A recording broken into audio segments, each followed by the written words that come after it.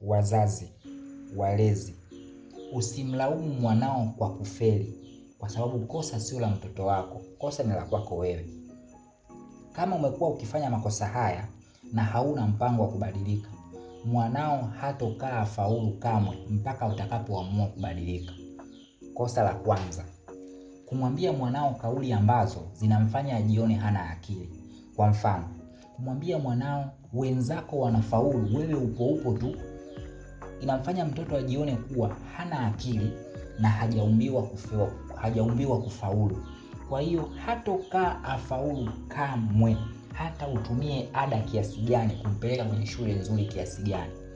Kosa lenu la pili ni kutenga muda wa kusikiliza changamoto za mwanao za kielimu. Hujui mwanao anapitia changamoto gani, hujui mwanao anapitia kwenye kipindi gani kigumu kwenye kusoma kwake. Wewe kazi ni kumlaumu tu anapofeli. My brother, hutokuja kukaa umuone akifaulu hata utumie juhudi gani. Kama unataka afaulu, tenga muda na mtoto wako.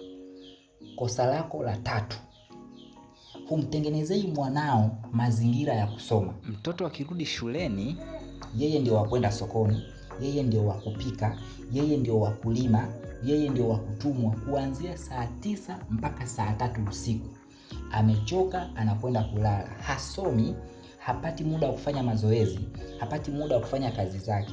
My brother, hatokaa afaulu kamwe mpaka utakapoamua kubadilika. Na sio makosa haya tu, kwenye video inayokuja nitawaandalia makosa mengine ya kwenu ambao mmekuwa mkiyafanya.